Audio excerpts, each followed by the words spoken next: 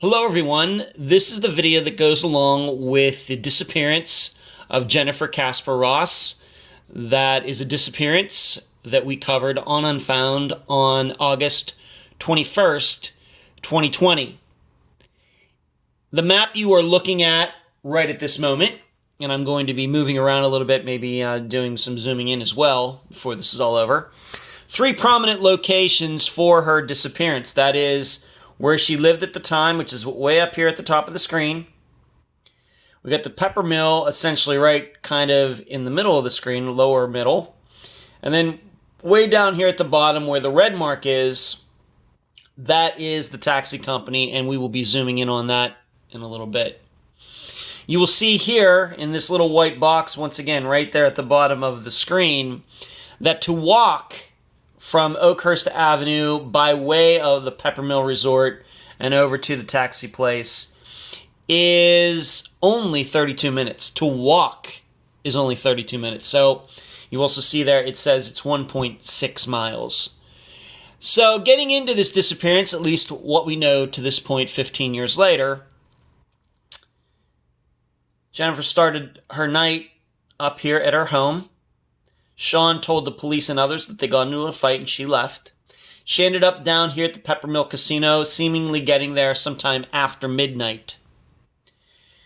While she was there, a cocktail waitress remembers that some guy made friends with her, was buying her drinks, etc. But as we know, she did leave alone because she got a taxi right here at the Peppermill, even though the taxi company where her mother worked at the time was right around the corner. She got a taxi and took the taxi over there, and then that's where she some of the employees were trying to talk some sense into her. She seemed drunk, agitated, etc., kind of in a manic state, and then that's when she took off and jumped the fence and disappeared. Let me now zoom into that taxi company, if I could, just to show you what was explained during my interview with her mother, Carla. And just give me a moment here. I hope I do not make you dizzy. So this is the taxi company, and this is a fairly, I do not believe it was called Taxi Tom in 2005. Maybe it was. But this is the lot they were talking about. And the way it was explained to Carla, her co-workers, is that here's the main building right here, and what happened is Jennifer took off, ran north, back this way, and at the back of this large lot, there's a fence. She jumped that fence. You'll see here's a trailer park right here. Well, there's another fence. And what these people saw is she went over one of these fences, but did not seemingly try to go over the next one. And she either took off to the left or to the right. I believe that they said she went to the left, so that would be west. And that was the last time anyone saw her. Now, as I brought up in my summation, if she wanted to go home, and once again, just to zoom this back out again, and hopefully I can center this like I had before. So here we are, the taxi place. She went over this way somehow and disappeared.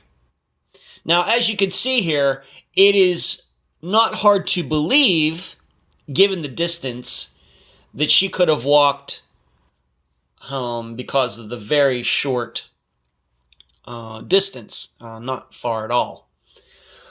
But as I stated in the summation, if her intent was to go home, why didn't she just go directly home from the Peppermill? Because as I stated once again in the summation, from the time she got picked up, since this is such a short distance from the casino to the taxi, and then seemingly she was only at the taxi company for a minute or two before she went and jumped over that fence, from the time she was here to the time she ended up jumping over the fence, a very short amount of time. Very short. I think I said 10 minutes in my summation. It could have even been less than that. You have to remember something else that was not brought up in the interview, but I did look it up. Sunrise for Reno, Nevada on May 5th, 2005 was 5:55, if you can believe it. So it was May 5th, 2005, and sunrise was 5:55 a.m. Well, she got to the taxi place at 5:30 in the morning, and just a couple minutes later, let's say 5:32, she went over this fence. Which means, as you can see here, it takes 32 minutes by walking. Maybe she was walking. Maybe she ran it. She was in her bare feet. She probably would not have gotten home by the time the sun was coming up. I would find it very hard to believe that she made it the whole way home before 5:55. Maybe she made it by 5 after 6 or something. But surely the sun wouldn't have been up, which would have made it more likely that people would have seen her. So it was dark just on the edge of dawn when she was here, but it surely would have been light out. The sun would have been above the horizon by the time she got home. But still, nobody saw her. So what does this mean? Well, you're probably looking at this map and see this Virginia lake over here. I'm going to just be satisfied that if she went into the water, her body would have been found by now, 15 years later. If she went into there by accident, I think her remains would have been found, and I think everybody would have quickly known that it was Jennifer Casper-Ross's, and she would have been identified. So I'm ruling that out.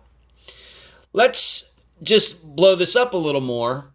You can see there aren't many. You got a body of water down here. Let me zoom that out a little more so you can see you got a body of water down here, body of water down here, body of water in several different places. Of course, the main problem is that they're even much farther away than her house is, which once again means that it would have been light out at the point she would have been getting near any of those particular bodies of water. They're all farther than 1.6 miles away.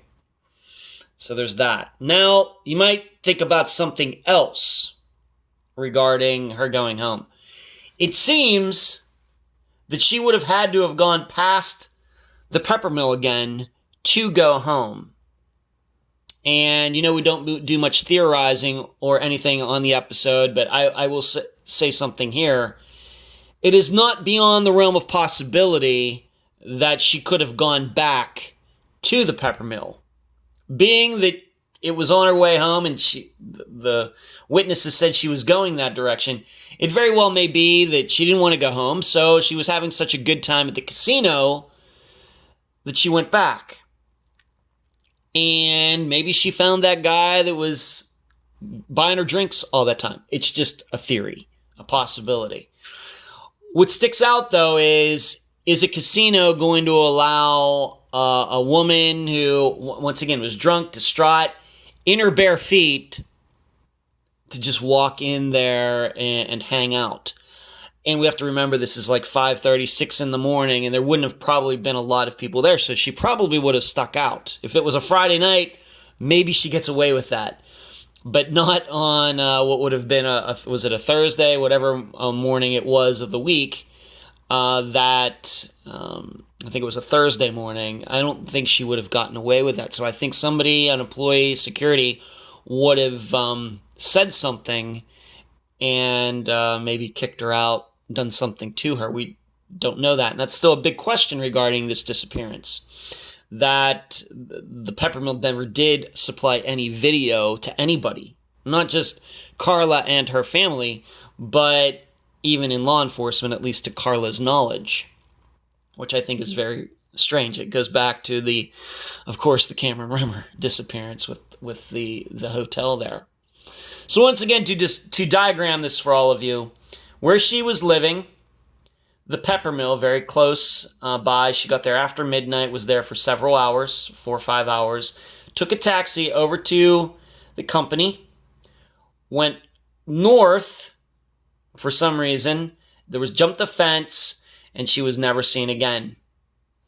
But like I said, if she thought, well, I'm just going to go home since my mother's not here, I'm just going to go home, that she would have had to have walked or run past the Peppermill again.